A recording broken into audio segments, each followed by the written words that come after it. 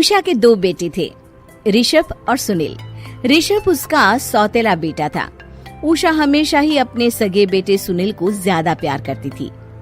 सुनील की शादी हो चुकी थी और ऋषभ की शादी भी निशा नाम की लड़की से हो जाती है।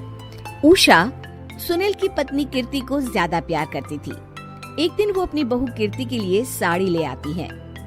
ये लो बहू, तुम्हारे लिए साड़ी लाई हूँ। कल पड़ोस की शादी में जाना है ना, तुम यही पहन कर चलना। तभी वहाँ ऋषभ आ जाता है। अरे माँ, तुम निशा के लिए साड़ी नहीं लाई? वो भी तो कल शादी में जाएगी ना? हाँ हाँ, वो भी जाएगी, पर उसके पास तो काफी साड़ी होंगी ना।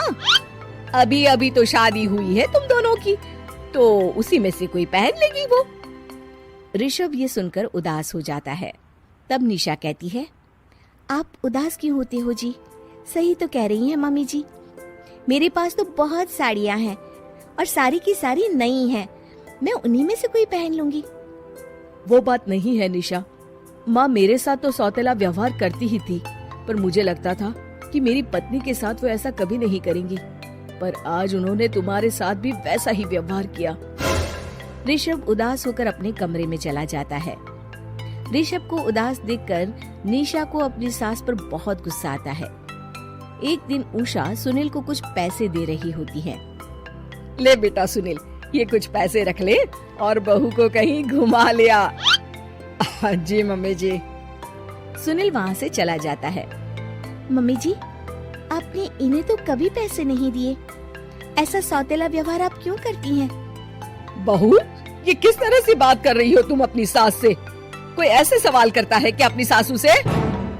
सास, अरे जिस दिन से मैं इस घर में आई हूँ ना, आपने तो मुझे अपनी बहू माना ही नहीं। हमेशा कीर्ति भाभी के लिए ही सब कुछ लाती हैं। मुझे तो आज तक आपने कुछ दिया ही नहीं।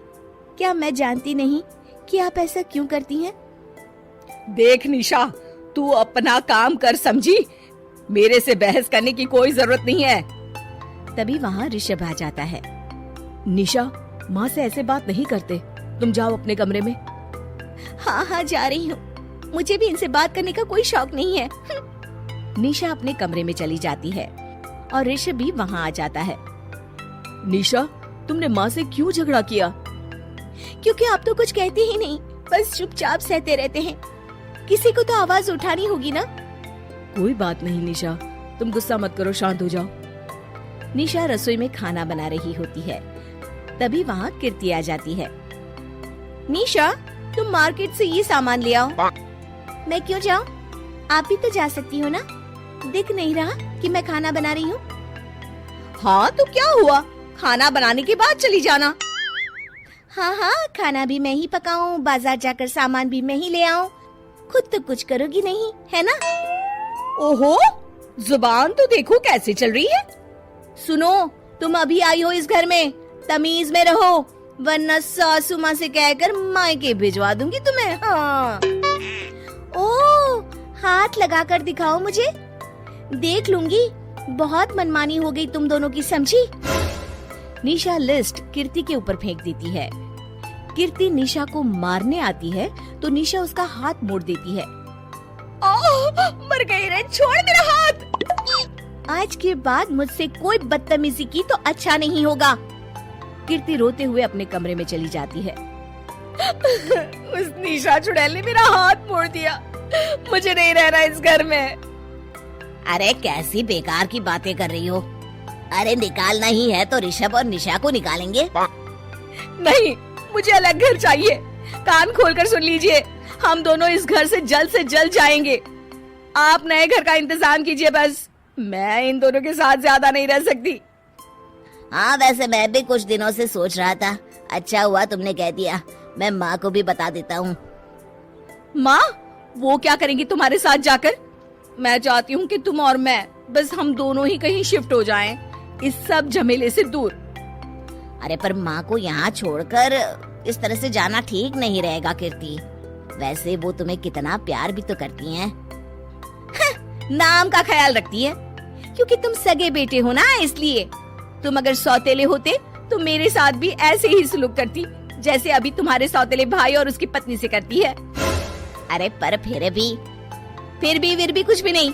देखो, या तो हम दोनों इस घर से कहीं दूर जाएंगे या फिर मैं अपने मायके चली जाऊंगी। हाँ, बता देती हूँ। अच्छा बाबा, अच्छा ठीक है। सुनील अपनी माँ से बात करने आता है। माँ, मैं सोच रहा हूँ कि कीर्ति के साथ अलग घर में शिफ्ट हो जाऊँ। अरे वाह बेटा, ये तो बहुत अच्छा सोचा है तुमने। कब शिफ्ट होना है हमें? मैं भी पैकिंग कर लेती हूँ। अब नहीं माँ, मैं और कीर्ति ही जाएंगे बस। आप तो यहीं रहो, ये पुश्तैनी घर भी है ना आपका। अरे बेटा, तू तो मेरा सगा बेटा है, तू ही मेरे साथ ऐसा कर रहा है, मुझे अपने साथ ले जा बेटा। तभी वहाँ कीर्ति आ जाती है।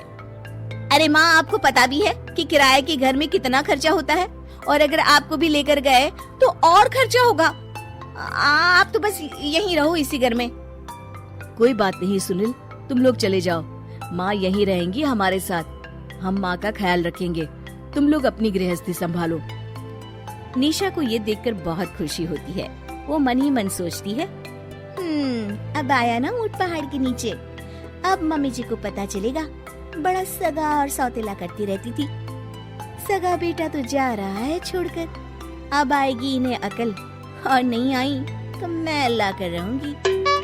निशा अपनी सास को कैसे अपने सौतेले बेटे से मिलाएगी, जानने के लिए देखिए सौतेली